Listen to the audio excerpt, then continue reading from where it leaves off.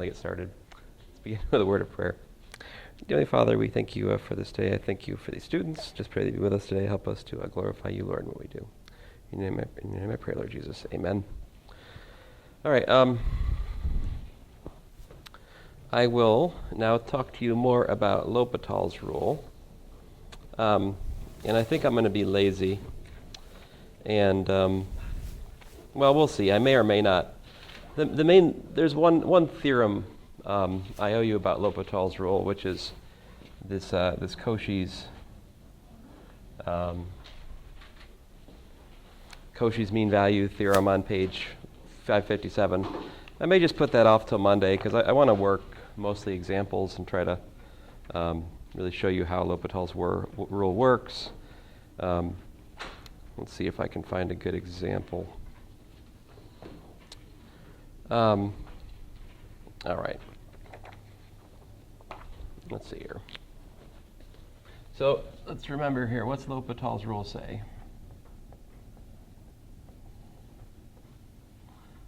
Basically, it tells us that the limit, right, of f of x over g of x is equal to the limit of f prime of x over g prime of x, right? But we have to be given something. Given, limit of f of x is equal to 0 and the limit of g of x is equal to 0, or, sorry, my formatting's awful, limit, maybe you can fix it in your notes, of f of x is infinity and the limit of g of x is infinity. Either one of these cases, then we can do that. I'm sorry, it's too horrible. I have to erase this. I can't stand it. It's too awful. I can't bear it.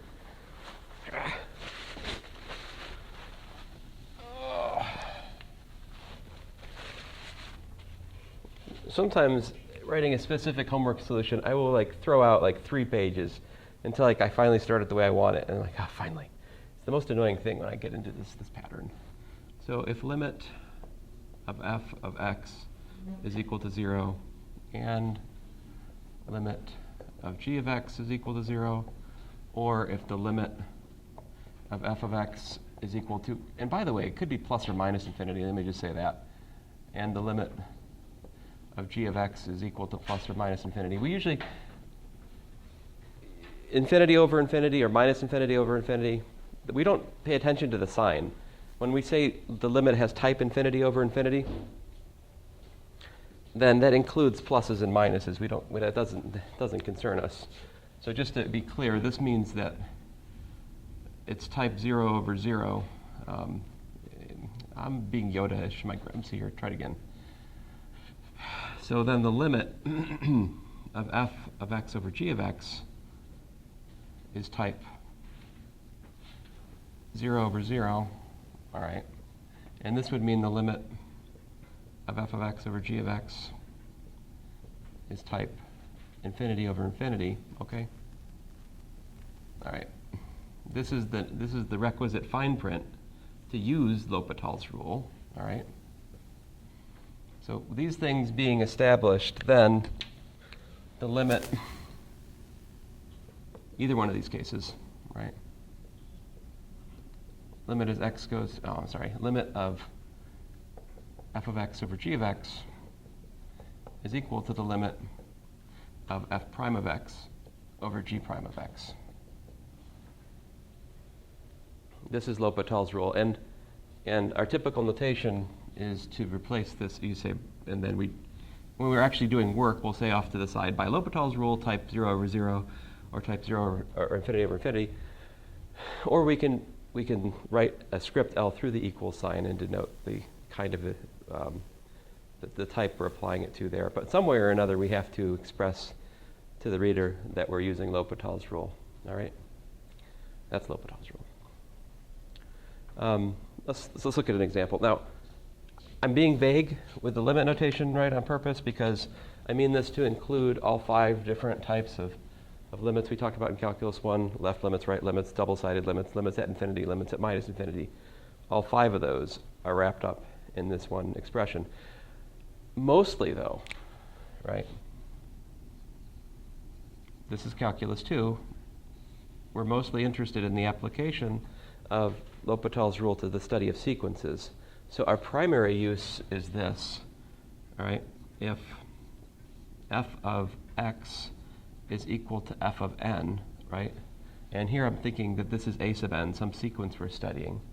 Then if we have the limit as x goes to infinity of f of x is equal to L, that implies that the limit as n goes to infinity of a sub n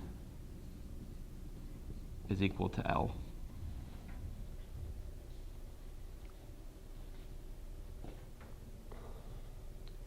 And here, of course, I'm assuming that this f is a continuous function on, let's say, 1 to infinity. All right. I think I do need that. Otherwise, I could get into trouble with some sort of pathological case. And by the way, it's greedier than that. It's also true that if this is infinity, this is infinity. If this is minus infinity, that's minus infinity. If this diverges because it oscillates, that diverges because it oscillates. I mean, well, I probably just got too carried away just there. You probably can violate that, but this is our primary use. Let me show you an example. Now, here's an example where Lhopital's rule would probably be not such a smart thing to do. Suppose you're looking at the limit as n goes to infinity of n squared plus 3n minus 7 divided by n squared plus n minus 2, right? So this is my a sub n. So what I do is I let f of x equal to x squared plus 3x minus 7 over x squared plus x minus 2, right? And then I'll study the limit as x goes to, over here, the limit as x goes to infinity of x squared plus 3x minus 7 divided by x squared plus x minus 2. All right?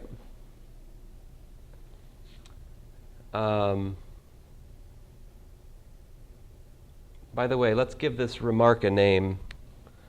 We need to give this a name for our future reference. Let's call this remark the continuous extension theorem.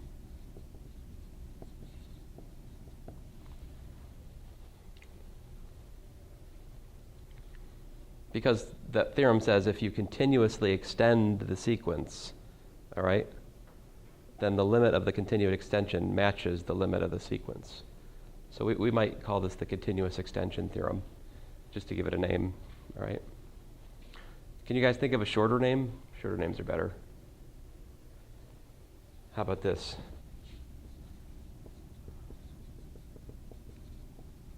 There. Okay. All right, so you guys tell me what I do next. This is type what?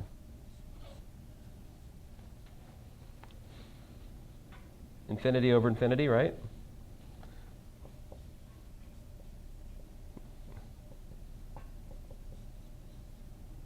So upstairs we have 2x plus 3. Downstairs we have what? 2x plus 1, right? Oh, still infinity over infinity, right? So, much like my children at Disney World, again, let's see here. Limit x goes to infinity.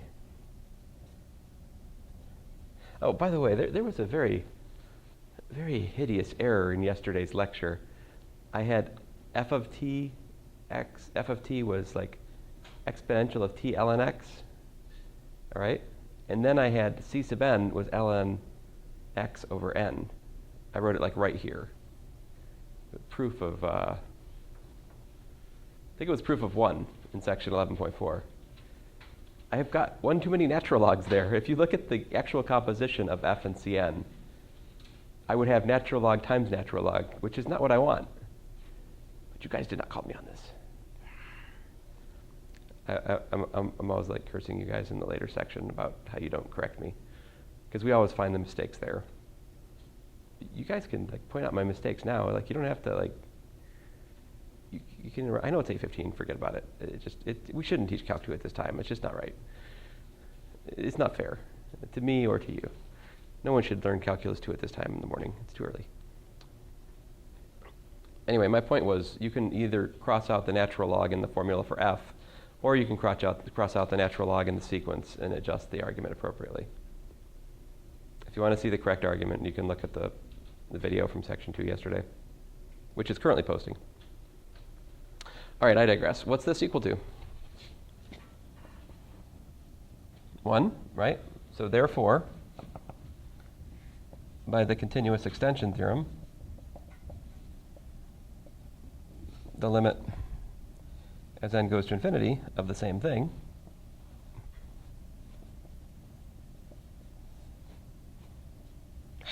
good grief.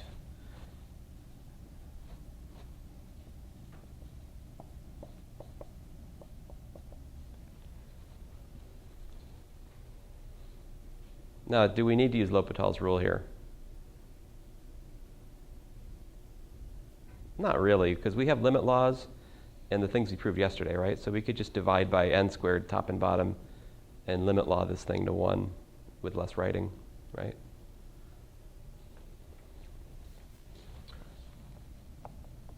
But it's, useful example. Let's look at the limit as n goes to infinity. Oh, I'll say limit as x goes to infinity, rather, of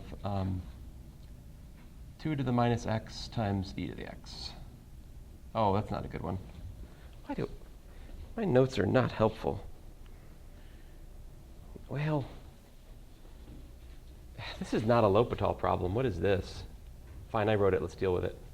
How would you deal with this?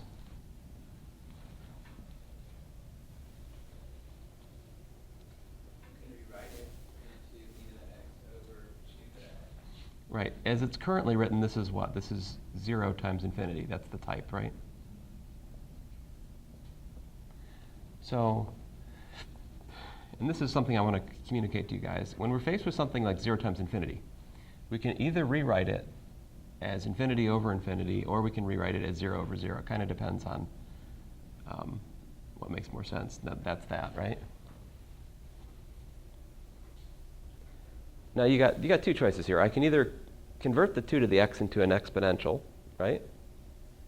Or I could, there's two different ways I can go here in order to understand this. This is limit as x goes to infinity of what? E over 2, right?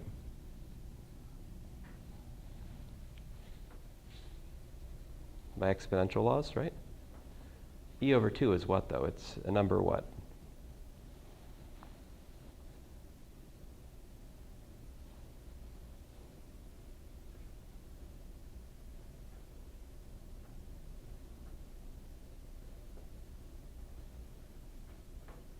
Is it smaller than 1 or less than 1?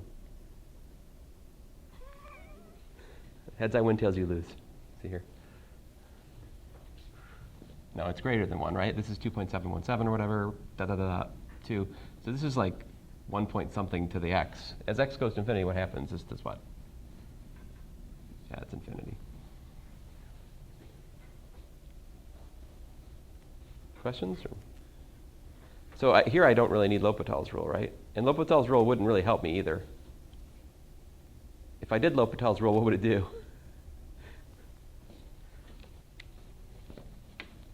Just because you got a tool doesn't mean you have to use it, right? Lhopital's rule, infinity over infinity, what would happen to us?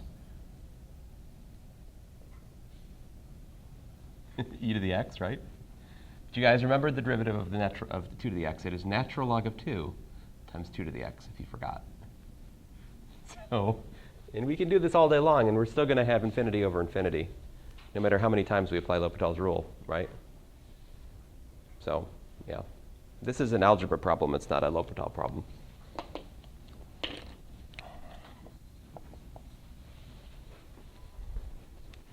All right, let's look at a different example.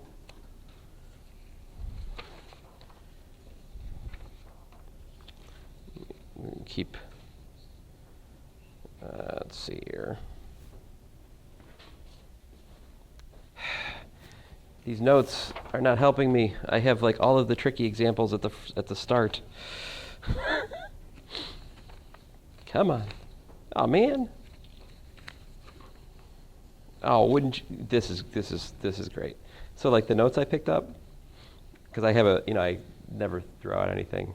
So I'm like page 127, page 128, page 152. You know where Lhopitals Rule is? It's between those pages. Curses. I usually just look at my computer, but I'm uploading yesterday's lectures, so tell you what, I'll just use the book. I don't trust myself to make up examples, guys. Too many bad memories. Let's see here. Let's work some problems from the book then. How about, I'm looking for the one with a log. Number 25, natural log of sine x. This is section 11.5, number 25. Natural log of the sine of x divided by pi minus 2x quantity squared.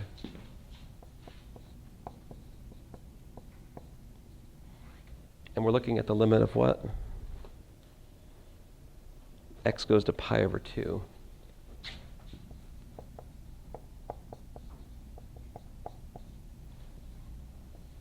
By the way, guys, if you have to punch pi over 2 into sine, you're wasting precious time. Like, it is important for you to know sine of pi, sine of 0, sine of 2 pi, sine of pi over 2, sine of minus pi over 2, and the same for cosine. Like, if you have to use your calculator to look those up, you are wasting precious time.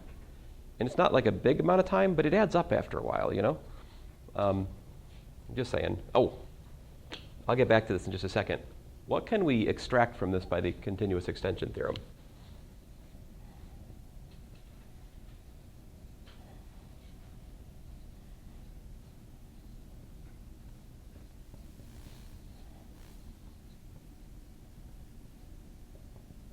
Right?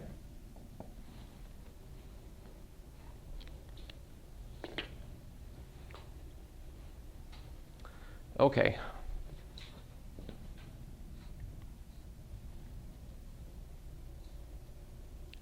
It's kind of annoying in this course, right? We go between like making steps which seem just impossible to follow, right? Like some of these proofs we did yesterday. The steps that were hard to follow, I mean, after I explain them to you, they're essentially just making a fraction smaller, right? It's almost always that. But when you first see it, it's like, what on earth is he doing? And then I'm telling you, you have to say something that just seems obvious, right? But then I'm saying you have to say something about it. And then you're stuck between these two worlds, right? So I understand your frustration. I mean, this is a difficult course. I don't deny it. And it was hard for me too, guys. Like Calc 2, I think was definitely one of the top 10 hardest courses I took as an undergraduate. So, and I had a very good teacher, So you guys are at a disadvantage. See here. So the limit as x goes to pi over 2, and so this is sine of pi over 2 is what? 1. Natural log of 1 is what? Did I pick up a calculator to check either of those things? No, I did not. There's certain things we keep coming back to. That's 0. How about this? As x goes to pi over 2?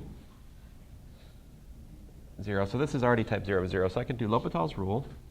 Type 0 over 0. What do I got? I've got myself a cosine x over sine x divided by twice pi minus 2x.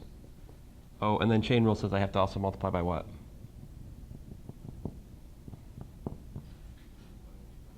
Minus 2, right? All right, let me clean this up.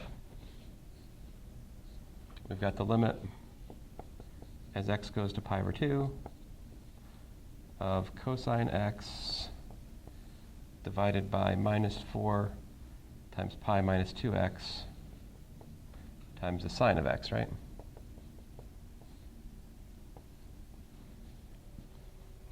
All right, cosine of pi over 2 is 0. And if I plug pi over 2 into this linear factor right here, 0. So it's still type 0 over 0. So we're going to do what? Yep. Lhopital's rule. So I'm writing it side to side because it's easier for you guys to follow what I'm writing. But it's a better habit for you guys as you're presenting your work in the homework to work vertically. Like it's better to stack them like this. Like that. That way you can, using more paper is a good thing. Sorry, Al Gore, but that's how it is. Hey, wait a minute. If you use enough paper, you can make Al Gore cry. I view that as a bonus. Let's see here. Al Gore, the future Democrat nominee. But I don't know. Is he? Maybe it's Hillary. I don't know. Maybe real it's Hillary. What, Al Gore? Oh, call my grader?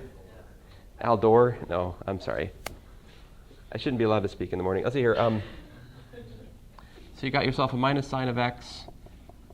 And then I hope you guys know the product rule because it still matters every day.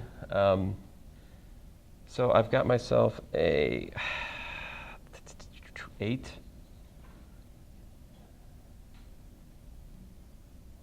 Yeah, 8 sine x.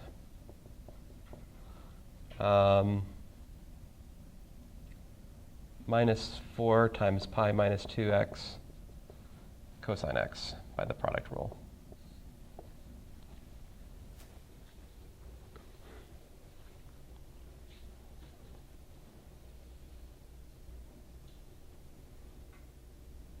Now, this is no longer an indeterminate type. At this point, the expression is continuous at the limit point. In particular, I can just plug in the limiting value and ascertain the value of the limit. Let's do that. Minus 1 over 8 plus 0. In other words, the answer is minus 1/8.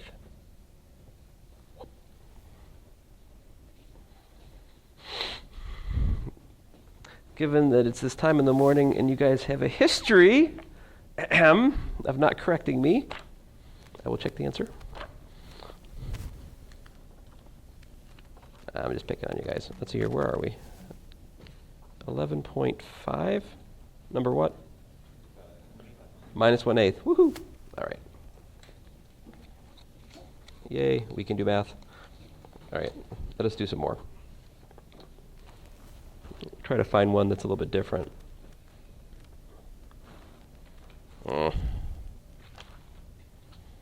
Well, this one is rather different. How about number 9, x to the 1/2 minus x to the 1/4 over x minus 1.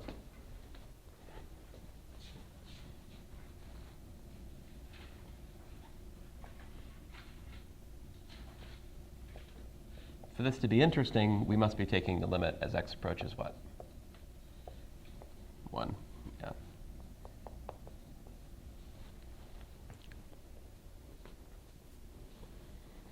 Okay. So what's the indeterminate type here is obviously what? Yeah, 0 over 0. So we can do Lhopital's rule.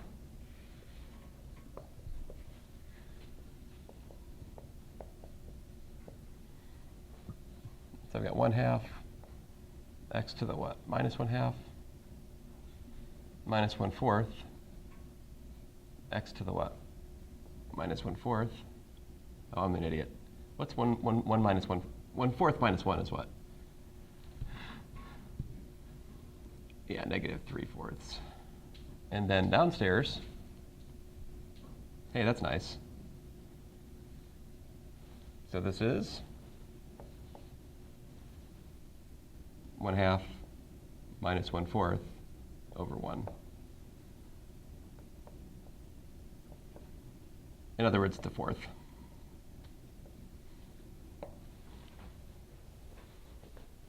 Certainly the half, the square root and the 4th root are certainly defined at the number 1, right? And they're equal to 1. The square root of 1 is 1. The 4th root of 1 is 1. Yay, 1/4. If you wanted to, could you also divide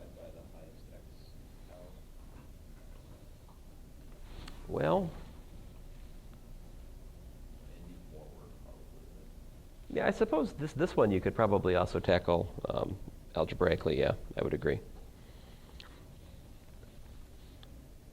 All right. I'm annoyed by these problems. They're too easy in some sense. All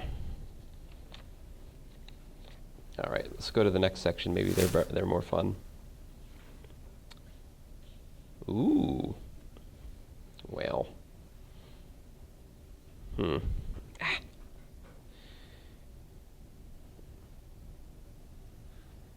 Well.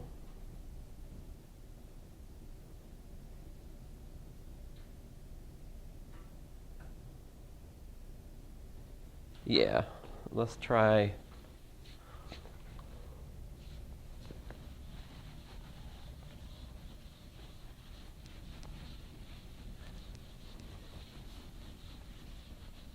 Oh, by the way, I'll try to work an entirely different set of examples in section 2 so that there's no overlap today. Let's see here. Number. Well, I'm not going to do exactly the one, but I'm going to do something like it. Limit as x goes to 0 from the right of the tangent of x times the natural log of x.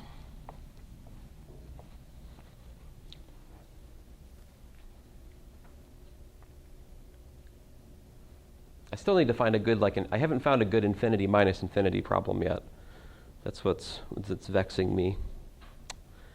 Maybe there's one in the book. Yeah, there's a good one. Okay, but this is good to start. So what do we have here?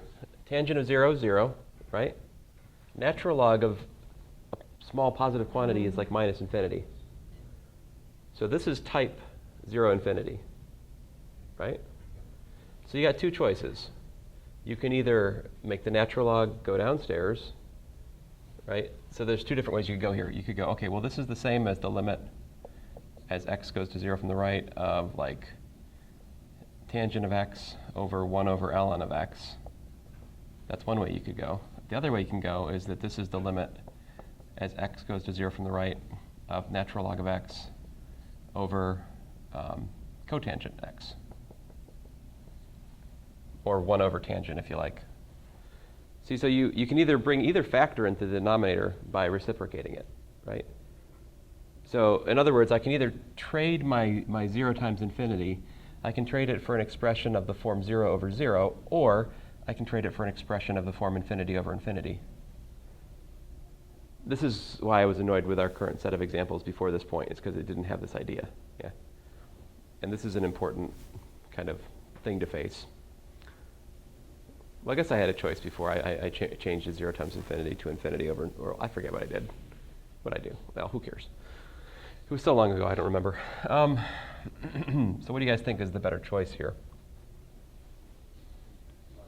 Yeah, I like the 0 over 0 because I already know the derivatives there, and they're fairly nice, relatively speaking. I'm sorry. Did I say 0 over 0? I meant this one. This one. So let's go with that option. So this would be equal to what? Well, this will be equal to Lhopital's rule, infinity over infinity, right? Limit as x goes to 0 from the right of what? 1 over x divided by what? Derivative of cotangent is minus cosecant squared, right?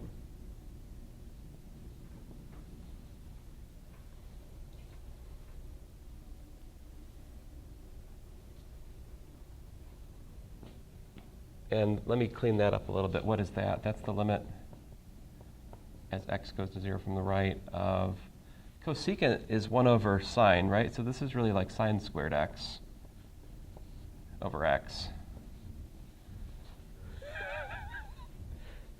All right, well, yeah, negative. Sorry, yeah. I'll put it down here. All right, so then Lhopital's rule again, right? This time on 0 over 0. Is it that time already? No! Just starting to have fun.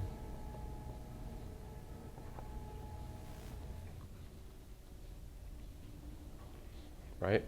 Chain rule. Man. that calculus 1 seems to really matter.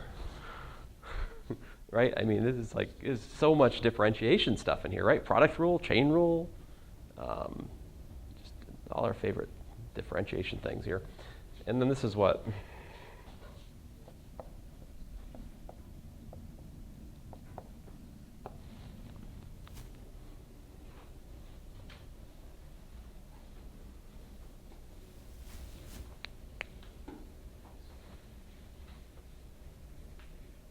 So,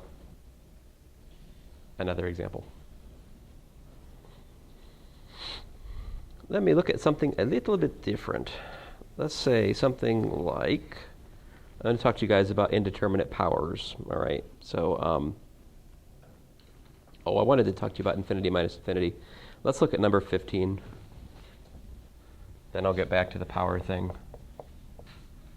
Limit as x goes to what?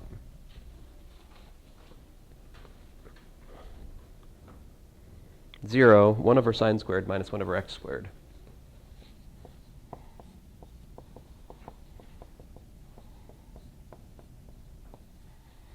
So basically here you have something that's going to infinity because it's like 1 over a small positive quantity, right?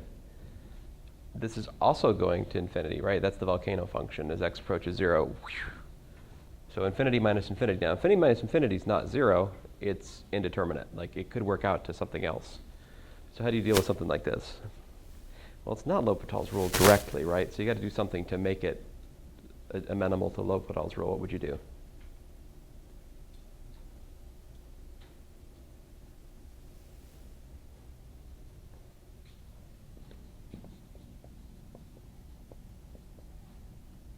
Would it be like subtracting the whole fractions and then coming out? Yeah, I think that's the way to go here. So you do x squared minus sine squared over x squared times sine squared x. Now we have taken what was given, right, done an allowed algebraic step, and now we have 0 over 0. Now we can use Lhopital's rule, right?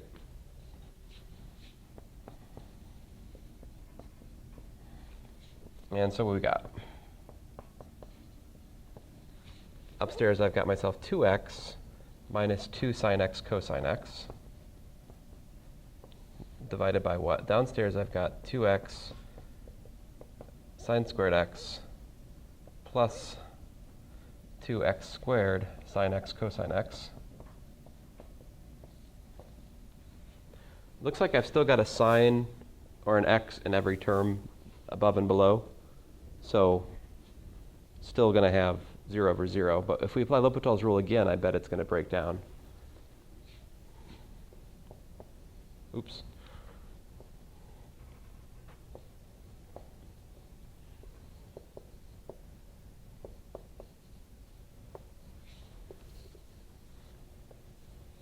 Let's see here. Upstairs, I've got 2. I like that 2 a lot. Minus what? 2 cosine squared x plus 2 sine squared x. Oh man, that 2 got beat down by this other minus 2.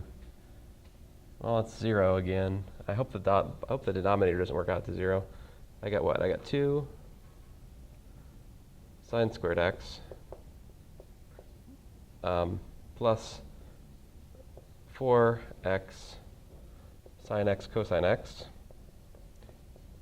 That's just from the product rule in the first term. Product rule in the second term gives me, oh man. All right, fine. I refuse. All right, let's try this again. Let's be smarter. This is what?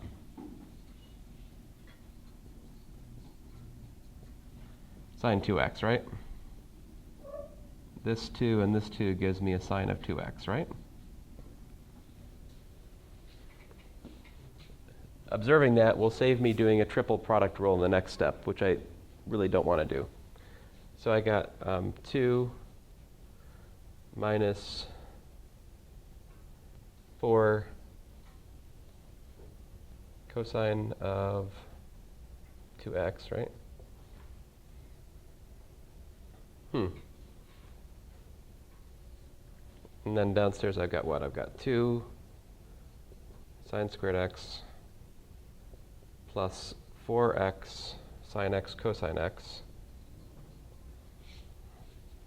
plus 4x sine, oh, I'm an idiot. Did I just do it again?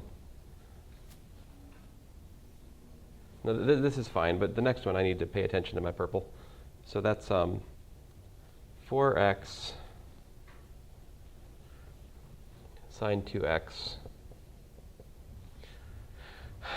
plus 2x squared times 2 cosine 2x.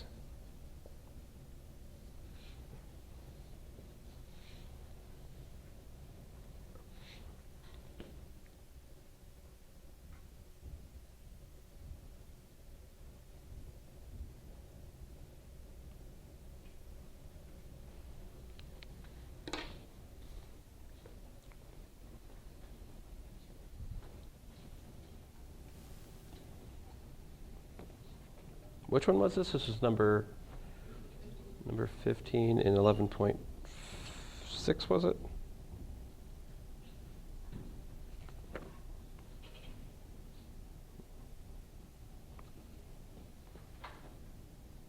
Oh, I've done something. I've done something wrong somewhere. See, because this, what I'm getting, right? What I'm getting here, well, is this really, first of all, is this really 0 over 0? I guess I should check myself on that again. Yeah, it is. And see, because when I plug in 0 here, I get minus 2 upstairs, but downstairs, I've got a 0, a 0, a 0, a 0. That's infinity. Now the answer says 1/3. So there's got to be a mistake in here somewhere. Yep. How do you do it for that last term on the denominator? Because, oh wait, never mind. It's that x. Yeah.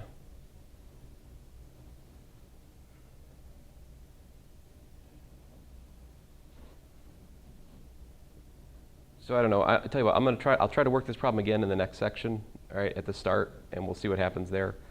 I don't see it at the moment, and I want to make sure I show you guys some indeterminate power problems before we're done today. So that we're gonna have to go over to that. I'll come back to this problem. I'll try to fix it. But since watching me be confused about a problem for 5 minutes isn't really a good use of your time, go on. Yep. Could you take the natural log of the beginning limit, so then it'd be like 1 over sine squared of x? Natural log of this? Yeah. I don't know if that's positive or not, so no. However, that will be a very good comment for the next problem. So, for example, if we're looking at the limit as x goes to infinity of x cubed plus 1,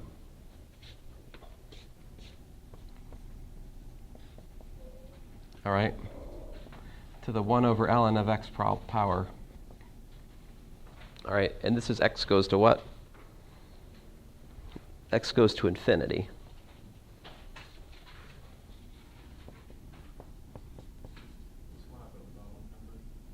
Yeah, this is section 11.6, number 27.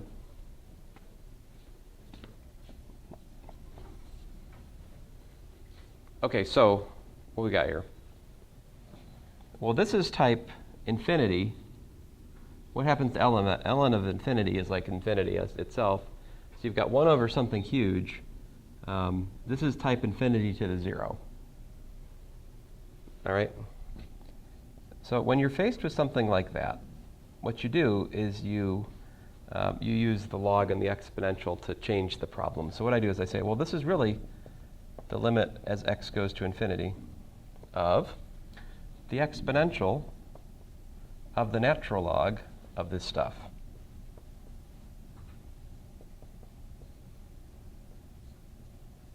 Now I can do that because, in contrast to the one you just asked me about, this one is positive. I mean, that one might be positive, but I'd have to study it. And even so, taking the natural log wouldn't be helpful because there's no nice thing we know about the natural log of a sum. Natural log of a plus b is just unhappiness. It's not, there's no way to massage the log of a sum. Now, the log of something to a power, that's a nice thing. That's a happy place. We have something we can do there.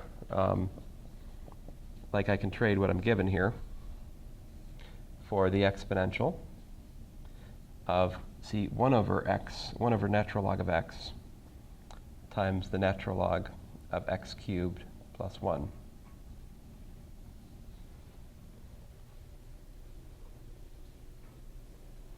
All right? And then, because the exponential is continuous, right, we can pass the limit inside the exponential. Now, that would have a different meaning if the limit I'm about to write doesn't exist. Suppose the limit I'm about to write diverges to infinity. Well, this still makes sense in that case because the exponential is increasing, actually. If this limit happens to be minus infinity, that would indicate that we're looking at e to some really, really small negative quantity, really, really large in magnitude negative quantity. That would say that the total limit is 0. So in the case that the inside limit diverges to plus or minus infinity, this still is a valid step with the proper interpretation.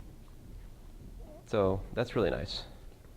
Do you guys see what I did? I just pulled the limit outside in. All right. And then at this point, I do some name calling. I call this thing star, typically. It's my notation. If you read my old material on calculus, you see I always do this. I call this star. And then I study that limit separately. Okay? I'll determine the limit of the star thing. And then I come back here, plug it in, and that tells me the answer of the problem I'm looking at. So, let me do that over here.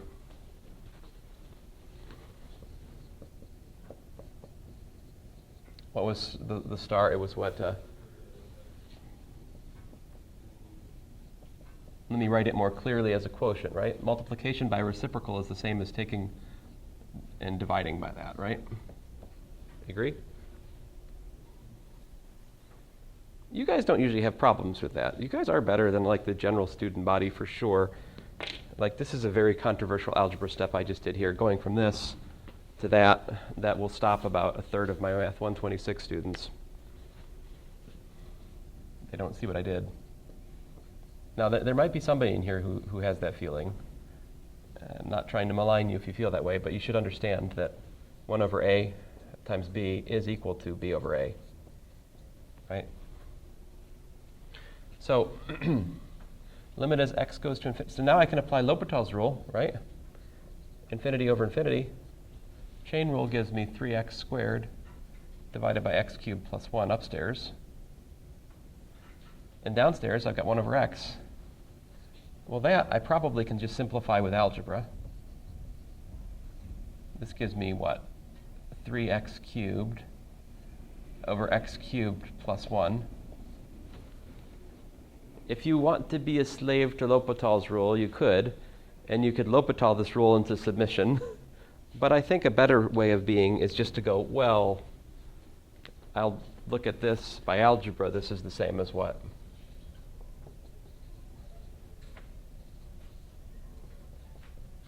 Right? Dividing the top and bottom by x cubed. And so what's this equal to? 3. Now that's not the answer, right? So this thing, the star, works out to 3. So the answer is e to the 3.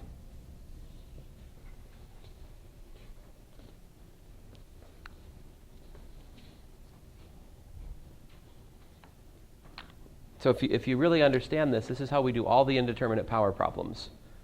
You just take what you're given, and you insert an exponential of the log, bring the limit inside, pull the power down, and face the corresponding star limit. Determine that by Lhopital's rule or whatever method, plug it back in. That's the limit of the power.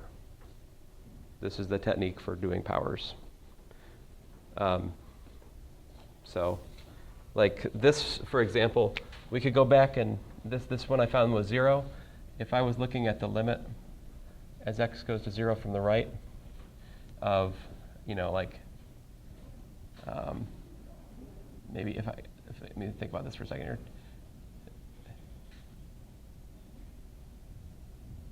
Like x to the tangent x power, that would be, I'll get straight to it, exponential of the limit as x goes to 0 from the right of x to the tangent log, rather.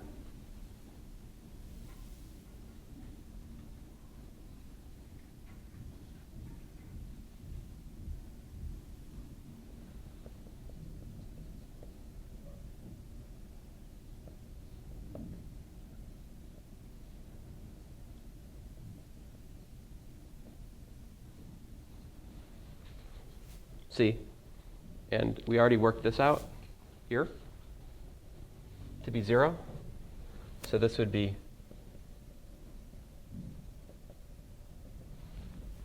the limit as x goes to 0 of x to the tangent x power is equal to 1, just using what we already worked out. Anyway, I will, of course, do more of these Monday. And so Monday, what we'll do Monday, come Monday, I'm going to leave Monday as your day to ask questions about Lhopital's Rule. And so we'll try to devote all of Monday to just working a slew of Lhopital's Rule problems as reflected in your questions about homework for it. Okay? Yeah. Homework will be due next Friday, I think, because we'll have the test is the Tuesday after that, and so I want to give you guys as much time as I can to work on it. I may or may not. It's hopeful I finish the lecture on this material by maybe Tuesday or Wednesday. So if I could just have one day in next week where I'm lecturing on stuff past this, it's not going to happen. Let me just give up on it. I'll just talk faster after the test. How about that?